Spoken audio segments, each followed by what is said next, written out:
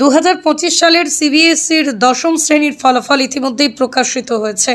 আর সেই পরীক্ষায় হাওড়া জেলার ডোমজুরের হাটোরা পূর্বপাড়ার বাসিন্দা অরিত্র ঘোষ গোটা দেশের মধ্যেই দশম স্থান অধিকার করেছে।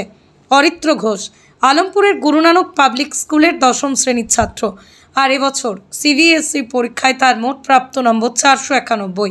মেধাবী অরিত্র এই পরীক্ষায় ইংরেজিতে পেয়েছে 96, বাংলায় 100, অঙ্কে 100, বিজ্ঞানে 96, সমাজ বিজ্ঞানে 97, ইনফরমেশন টেকনোলজিতে 98 পেয়েছে।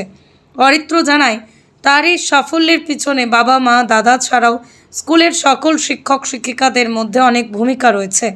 গ্রামের ছেলে অরিত্রর এই সাফল্যে খুবই খুশি গ্রামের বাসিন্দারা, পাশাপাশি গোটা পরিবারের সদস্যরা আত্মীয় স্বজনরাও খুবই খুশি তার এই সাফল্যে। অরিত্রর পরিবারে রয়েছে অরিত্রর বাবা তন্ময় কুমার ঘোষ, রাজ্য সরকারের কর্মচারী, মা শিপ্রা ঘোষ গৃহবধূ, অরিত্রর দাদা অরিন্দম ঘোষ। অরিত্রর স্বপ্ন সে স্ট্যাটিস্টিক নিয়ে পড়াশোনা করতে চায়। পড়াশোনার পাশাপাশি অরিত্র ক্রিকেট ও ফুটবল খেলতেও ভালোবাসে।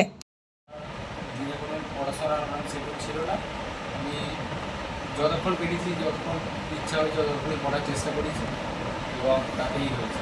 সেটা সর্ব 4 থেকে 6 ঘন্টার মধ্যে।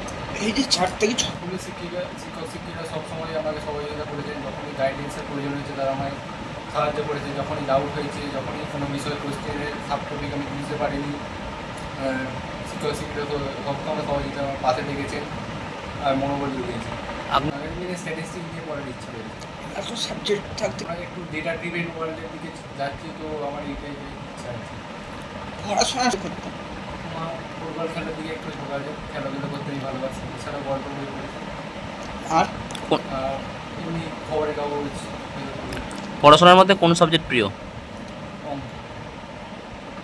মোট প্রাপ্ত নম্বর 491।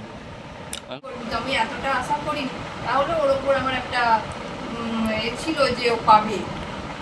পড়াশোনা শান্ত, ভালো পড়াশোনা করে, র্যাঙ্কের মধ্যে থাকে। হ্যাঁ, বলতে হয় না যে তুই পড়তে বস, এই কথাটা কখনোই বলতে হয় না। বর্তমান দিনে নিয়ম মাফিক হাটে গল্পের বই পড়ে, পড়াশোনা করে, খেলাধুলো সবই।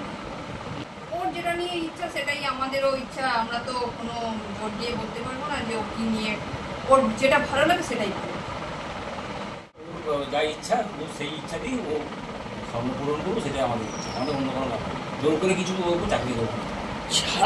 গাইড করতে বলতে আমি ওকে বলেছিলাম তুই যেটুকু শিখবি ভালোভাবে শিখবি, মন প্রাণ দিয়ে শিখবি, কাজের মধ্যে আন্তরিকতা থাকলে অবশ্যই সাফল্য লাভ করা যায়।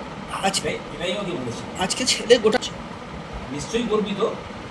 ওর এই সাফল্য আশা করি মানে আগামী যে ভবিষ্যতে ওকে আরও অন্য বড় জায়গায় নিয়ে যাবে। ব্যুরো রিপোর্ট, আমার কলম।